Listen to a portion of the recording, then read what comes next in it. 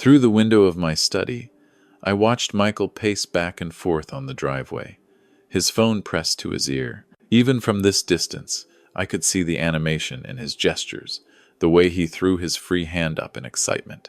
My son had always been expressive, ever since he was a boy drawing elaborate building designs on napkins at dinner. Now, at 32, he was a successful architect with his own small firm, and apparently, something or someone had him more animated than I'd seen in years. The doorbell rang, and I heard my son's voice call out, "Dad, come meet her." I'd been expecting this moment. Michael had been dating someone new for about 4 months, and from the way he'd been talking lately, this was serious. As I walked to the front door, I reminded myself to keep an open mind. My wife Sarah had passed away 3 years ago, and since then I'd learned to trust my son's judgment about his own life. He was an adult. He didn't need his old man hovering. But the moment I opened the door and saw Stephanie standing next to Michael, something in my gut tightened. She was stunning. I'll give her that. 29 years old, blonde hair perfectly styled, designer dress that probably cost more than my monthly retirement pension, and a smile that was just a little too practiced. The kind of smile I'd seen countless times in my 35 years of working construction and development, the smile of someone trying to sell you something. "Dad, this is Stephanie Clark," Michael said, his arm around her waist. His eyes were shining with that look young men get when they're completely smitten. "Stephanie, this is my father, Richard Morrison." "Mr. Morrison," she extended her hand, and I noticed the manicure, the jewelry, the expensive watch. "I've heard so much about you. Michael talks about you constantly." "Please call me Richard," I said, shaking her hand. Her grip was firm, confident. "Come in, both of you. I just made coffee." We settled in the living room, and I poured coffee, while Michael told me about how they'd met at a charity gala. Stephanie ran her own event planning company, he explained, and she'd organized the whole evening. They'd started talking about the venue's architecture, and things had just clicked from there. "Your home is absolutely gorgeous," Stephanie said, her eyes scanning the room. But it wasn't the appreciative look of someone admiring the space. It was calculating. I'd built this house myself 40 years ago, every beam and joint. I knew the difference between admiration and appraisal. "How many square feet is it?" "About 3,500, I said. "Built it when my wife and I first married." "And you live here alone now?" She tilted her head with what I suppose was meant to be sympathy. "That must feel empty." There it was, the first probe, testing the boundaries. "I manage," I said simply. Michael jumped in, clearly not noticing the undercurrent. "Actually, Dad, Stephanie and I wanted to talk to you about something." He reached over and took her hand. "We're getting engaged." I felt a mix of emotions, happiness for my son, but also that persistent unease. "That's wonderful news," I said, and I meant the first part. "Congratulations to you both." "Thank you, Richard," Stephanie said. "We're planning an engagement party in 3 weeks. Just close friends and family. I hope you'll be there." "Of course. I wouldn't miss it." Michael beamed, and they spent the next hour telling me about their plans. Stephanie did most of the talking. The wedding would be next spring, a destination event. She was thinking Napa Valley or maybe Italy. She had connections with vendors, she explained. Her business was all about making events unforgettable. As they were getting ready to leave, Stephanie asked to use the restroom. Michael walked with me to the kitchen, and the moment she was out of earshot, he grabbed my shoulder. "Dad, isn't she incredible? I've never met anyone like her. She seems very accomplished," I said carefully. "I know she comes across a little strong at first," Michael said. "But once you get to know her, she's amazing. She's ambitious, driven. She built her business from nothing." I nodded, choosing my words carefully. "Just take your time, son. You've only known her 4 months. Dad, when you know, you know. You always told me that's how it was with you and Mom." He was right. I had said that, and it had been true. But Sarah and I had been 23, broke college students with nothing but love and dreams. This felt different. After they left, I sat in my study for a long time, staring at the photos on my desk. Sarah smiling on our wedding day, Michael as a gap-toothed kid at his college graduation. I'd spent 35 years in construction and development, and I'd learned something crucial. The foundation determines everything. If the foundation is flawed, the entire structure is compromised. And right now, I was seeing cracks. The next week, Stephanie came by alone. She said she wanted to get to know me better, that family was important to her. We sat on the back porch, and she asked me about my career, my retirement, my hobbies. I told her about my woodworking, the volunteer work I did teaching shop classes at the community center. "You must be comfortable financially," she said, and there was that calculating look again. 35 years as a structural engineer and development consultant. "Michael mentioned you retired early." "I do fine, eh?" "That's good," she said, setting down her coffee cup, "because I wanted to talk to you about something. An opportunity, actually." I waited. "My business is at a crucial growth stage. I'm about to expand to California, but I need capital. Banks are being difficult. You know how they are with women entrepreneurs." She leaned forward. "I was hoping you might consider investing. $300,000. You'd see returns within 2 years, guaranteed. And it would be a family business, eventually. Michael and I would run it together." $300,000. The number hit me like a sledgehammer. "That's a significant amount," I said. "I know, but think about it. You'd be investing in your son's future, our future together." She smiled, that practiced smile again.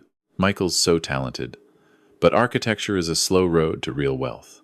With my business, we could build something substantial. Something to pass down to your grandchildren someday." "I'll need to think about it," I said. "Of course. But Richard?" She stood up, preparing to leave. "I hope you'll make the right decision. For Michael's sake. He wants this so badly. He just doesn't want to put pressure on you by asking himself." After she left, I sat there for a long time. Something was very wrong. In 35 years of business, I'd seen every kind of pitch, every angle. This wasn't a daughter-in-law wanting to build a relationship with her future father-in-law. This was a business transaction. I did what I'd done countless times in my career when something didn't add up. I started investigating. It began simply enough. I Googled her business, Stephanie Clark Events. The website was impressive, full of photos from elaborate weddings and corporate galas. But when I looked closer, I noticed something odd. Several of the photos appeared on other event planning websites too, stock photos. The testimonials used generic names with no last names, no links to verify. I called an old friend, Tom, who worked in business licensing. "Can you look up a company for me?" "Stephanie Clark Events, based in Denver." Tom called me back an hour later. "That business was only registered 8 months ago, Rich. And I pulled her credit. She authorized you as a potential investor, right?" "Not exactly, but go ahead." "She's got about $75,000 in credit card debt, multiple cards, all maxed out or close to it. And there's a civil judgment against her from 3 years ago. A former business partner sued her for fraud, settled out of court." My blood went cold. Over the next 2 weeks, I dug deeper. I found Stephanie's social media going back several years. 3 years ago, she'd been engaged to a man named David Pearson, a doctor. Lots of photos of luxury vacations, expensive restaurants, diamond rings. Then, suddenly, all those photos were deleted, and David had posted, "Thank God I learned the truth before it was too late." I found David through LinkedIn and called him, introducing myself as someone doing background on Stephanie for a business investment. "Run," David said immediately. "Run as fast as you can. That woman is a professional con artist. She told me she had a business opportunity, needed me to invest. I gave her $50,000 before I found out she'd been lying about everything, her business, her background, even her age. She's actually 34, not 29. Did you report her?" I tried. "But she's smart. Nothing she did was technically illegal, just morally bankrupt. I just wanted her out of my life. I'm married now, to someone genuine. Best decision I ever made was walking away from Stephanie."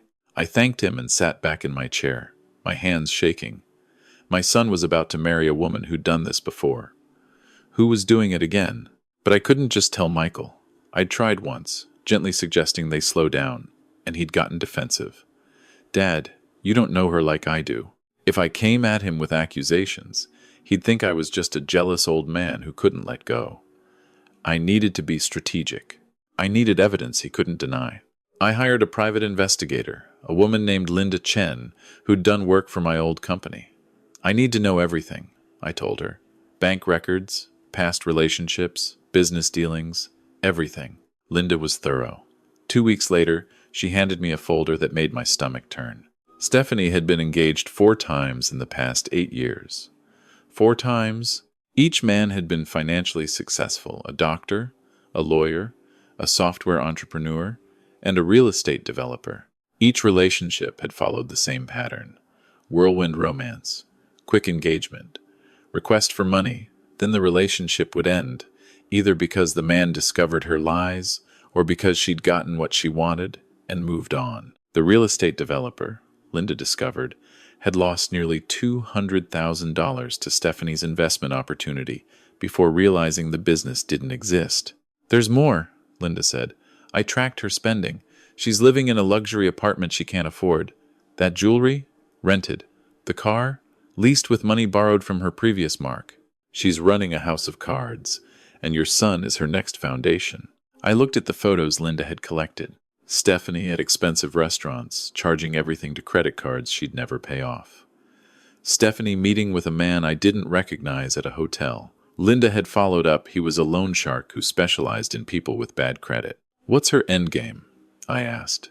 "Best guess? She marries Michael, divorces him within 2 years, walks away with half of whatever she can get in the settlement, plus whatever she convinces family members to invest beforehand.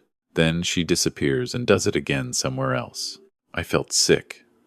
This woman was planning to destroy my son's life. The engagement party was scheduled for Saturday night at a country club Stephanie had chosen. Michael had asked me to give a toast, to welcome Stephanie to the family. I'd agreed, already knowing what I was going to do. I spent 3 days preparing. I made copies of every document, every photo, every piece of evidence. I contacted an attorney friend to make sure I wouldn't be crossing any legal lines, and I rehearsed what I would say, because I knew I'd only get one chance to save my son.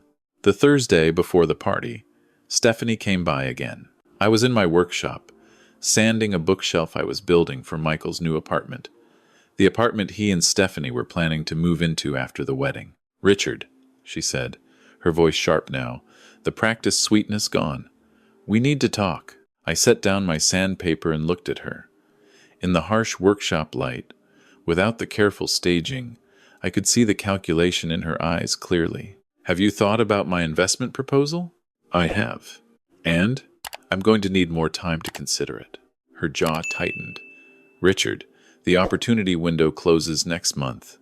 After that, I'll have to look for outside investors, and you'll have missed your chance to be part of something big."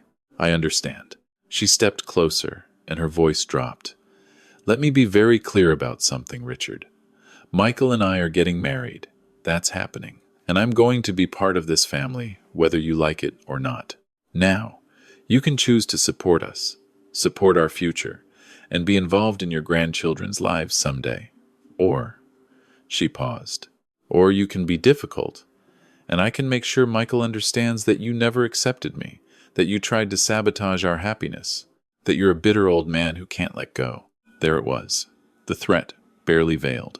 I looked at her for a long moment, and I thought about all the times in my career when I'd faced men and women who thought they could intimidate me, manipulate me, bend me to their will. I'd built buildings that would stand for 100 years because I never compromised on the foundation. And I wasn't about to start now. "I'll have your answer by Saturday," I said quietly. She smiled, thinking she'd won. "I'm looking forward to your toast, Richard. I hope you'll say all the right things." After she left, I made one more call, to Michael. "Hey Dad, what's up?" "Son, I wanted to confirm. You want me to give that toast on Saturday, right?" "Of course. It wouldn't be right without you. You're going to love Stephanie once you really get to know her, Dad. I promise." My heart broke a little. "I'm sure I will, son. I'm sure I will." Saturday arrived. The country club was elegant, decorated with white flowers and twinkling lights. About 70 people were there. Michael's friends, Stephanie's supposed business associates, some of our extended family. Everyone was smiling, drinking champagne, celebrating young love. I wore my best suit and carried a folder. Linda had given me a USB drive with a slideshow, nothing graphic, nothing cruel, just facts, financial records, court documents, photos, time-stamped with dates, testimonials from her previous marks that she'd conned. Michael found me by the bar. "Dad, you look great. Ready for your toast?" "Ready as I'll ever be." Stephanie appeared at his side, stunning in a white dress that probably cost $3,000 she didn't have. She looked at me, and for just a second, I saw the flash of uncertainty in her eyes, some instinct telling her something was wrong. "Richard," she said, "I'm so looking forward to hearing what you have to say." The party went on for an hour before it was time for toasts. Michael's best friend went first, telling funny stories from college. Michael's boss said some kind words. Then the DJ announced, "And now, a few words from the father of the groom, Richard Morrison." I walked to the microphone, and the room fell quiet. I could see Michael's face, so hopeful. I could see Stephanie, that practiced smile firmly in place. I could see our family and friends, all expecting me to give a typical father of the groom speech about love and happiness and welcoming a new member to the family. I took a breath. "Thank you all for coming tonight to celebrate Michael and Stephanie's engagement," I began. "As Michael's father, there's nothing I want more than to see my son happy. My late wife Sarah and I raised him to be kind, honest, and hardworking. And he is all those things." Michael smiled. Stephanie's smile didn't quite reach her eyes. When your child is young, you try to protect them from everything. Scraped knees, bullies, disappointment. But as they get older, you have to let them make their own choices, even when you're afraid they might get hurt.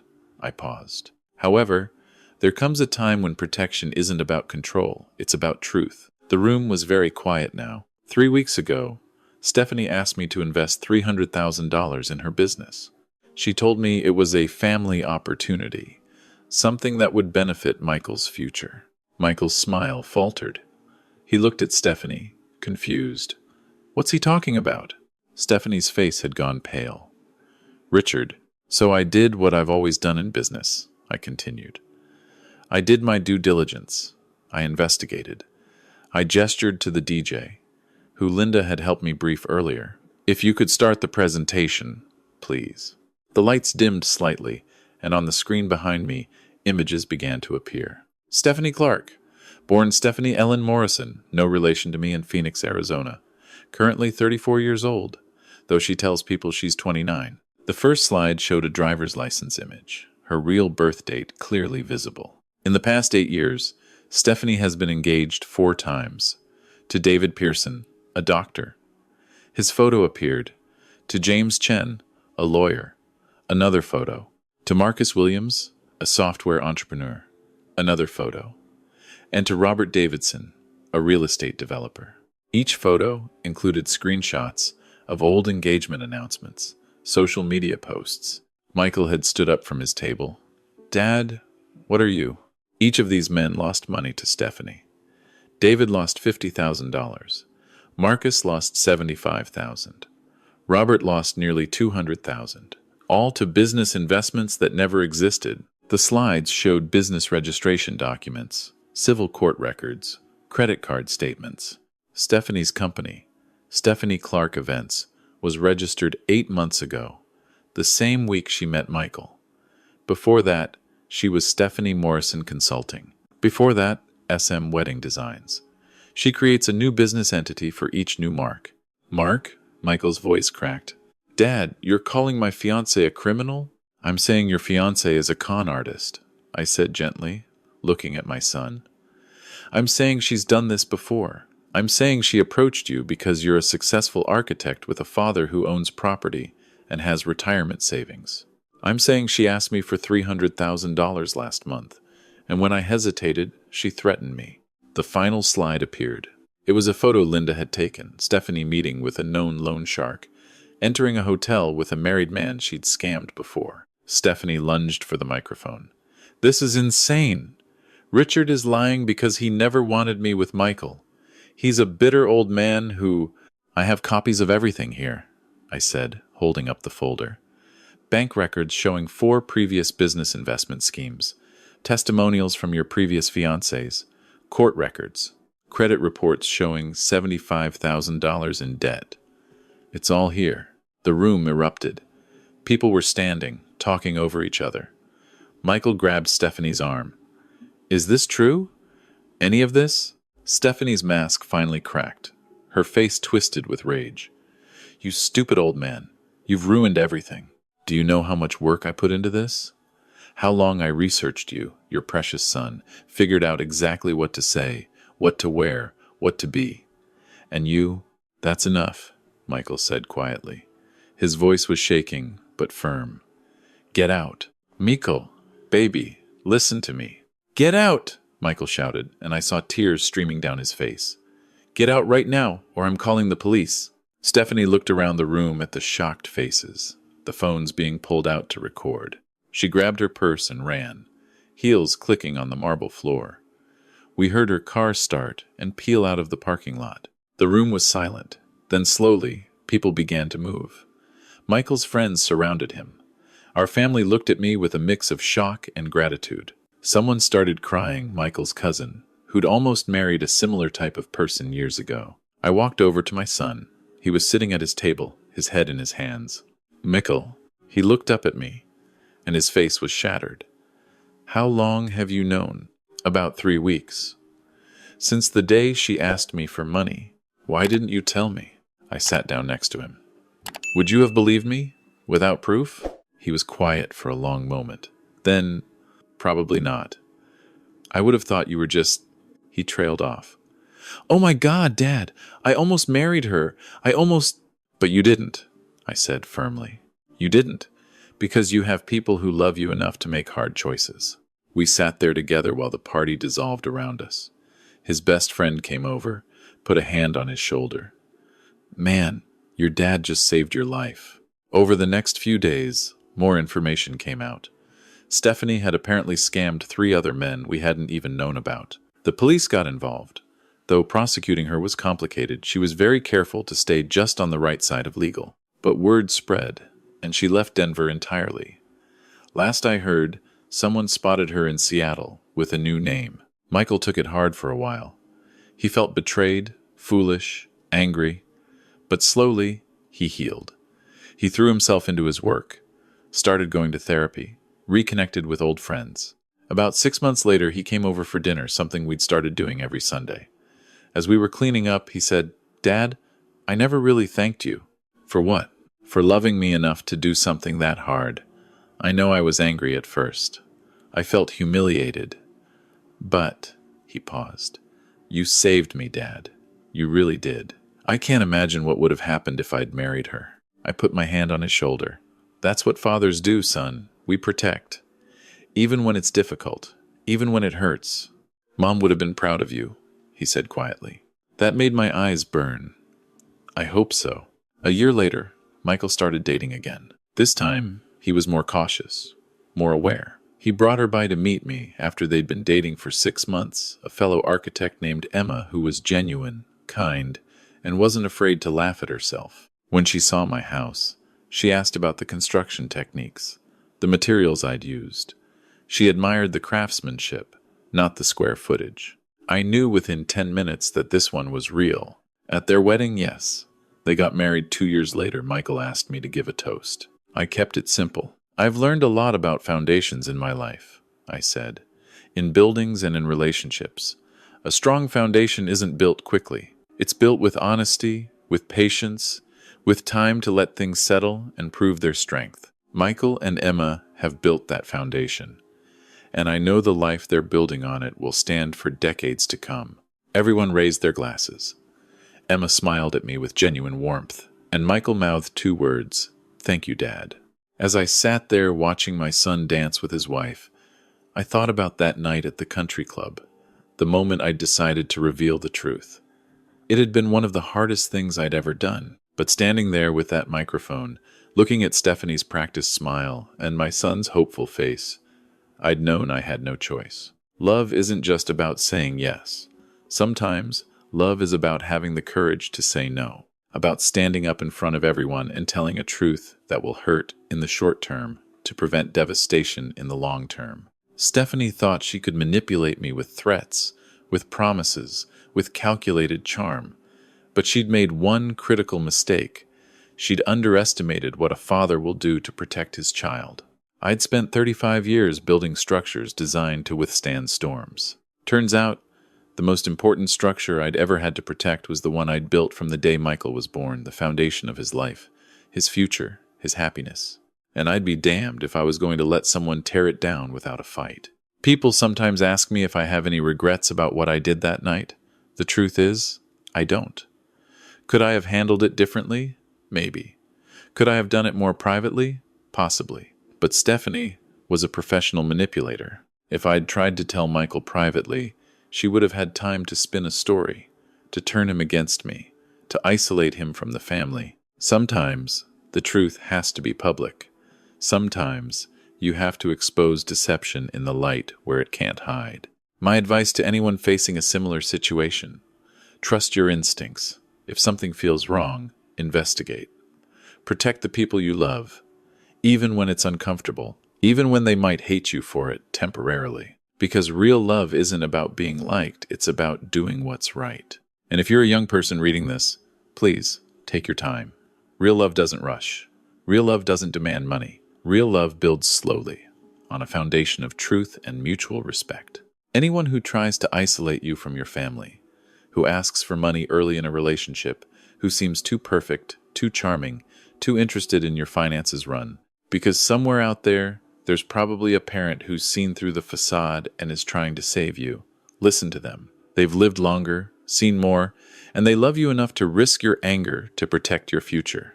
Michael and Emma just had their first child last month, a little girl named Sarah, after Michael's mother. When I hold my granddaughter, I think about the path we almost went down, the disaster we avoided. And I'm grateful, so grateful, that I had the courage to stand up that night and tell the truth.